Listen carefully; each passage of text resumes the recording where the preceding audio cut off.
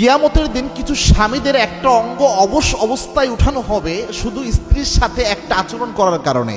স্ত্রীর সাথে যে বিয়ের পরে এই কাজটা না করার কারণে, যে নির্দিষ্ট কাজটা, এটার কারণে তার একটা অঙ্গকে আল্লাহ প্যারালাইজড করে কিয়ামতের দিন উঠাবে। আল্লাহু আকবার! কত মারাত্মক কথা, চিন্তা করতে পেরেছেন?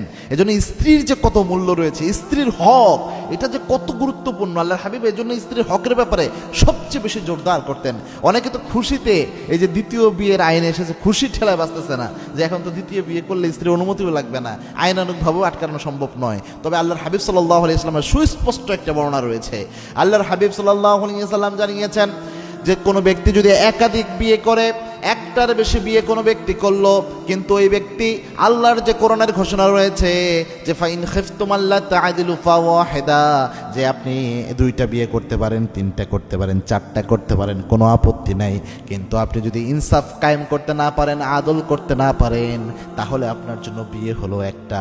এই জন্য কোনো ব্যক্তি যদি, আল্লাহর হাবিব জানিয়েছেন, কোনো ব্যক্তি যদি একাধিক বিয়ে করলো, একের অধিক, কিন্তু ইনসাফ কায়েম করতে পারলো না, আদল কায়েম করতে পারলো না, ওই ব্যক্তির ব্যাপারে আল্লাহর হাবিব জানিয়েছেন কিয়ামতের এই কঠিন ময়দানে এই ব্যক্তি যখন উঠবে, এক স্ত্রীকে বেশি অধিকার দিয়ে আর এক স্ত্রীকে কম অধিকার দেওয়ার কারণে এই ব্যক্তির এক অঙ্গ প্যারালাইজড অবস্থায় কিয়ামতের দিন আল্লাহ দাঁড় করাইয়া দিবে।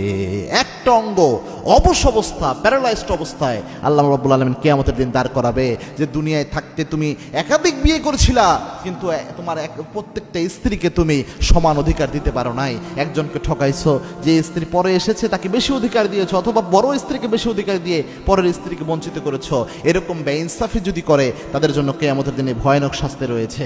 এই জন্য খুব গুরুত্বপূর্ণ একটা বিষয়। এই জন্য মন চাইছে আর বিয়ে করে ফেলবেন, ব্যাপারটি এত সহজ নয়। তবে আরেকটা বিষয় খেয়াল রাখতে হবে, অনেক দিনদার বোনরাও আমাদের মধ্যে এমন পাওয়া যায় যারা দিনদারের দাবি করে, কিন্তু তার স্বামীর যৌক্তিক কারণ রয়েছে একাধিক বিয়ে করার জন্য, এরকম কারণ রয়েছে, এবং আশেপাশের আত্মীয় স্বজনরাও মনে করে যে না আরেকটা বিয়ে করা জরুরি, এইটাও মেনে নিতে পারে না, এটাকে হারাম পর্যায়ে নিয়ে গেছে। বিয়ে করছে মানে তার হাজব্যান্ডের চরিত্র হনন করতে পর্যন্ত ছাড়ে না, এরকম অবস্থাও রয়েছে। এরকম কঠিনভাবে যদি কোনো বোন দেখে এ আল্লাহর এই বিধান, যেহেতু জায়েজ বিধান, এটাকে যদি এত ঘৃণার চোখে দেখে, তাহলে কিন্তু আবার ঈমানও নষ্ট হয়ে যেতে পারে।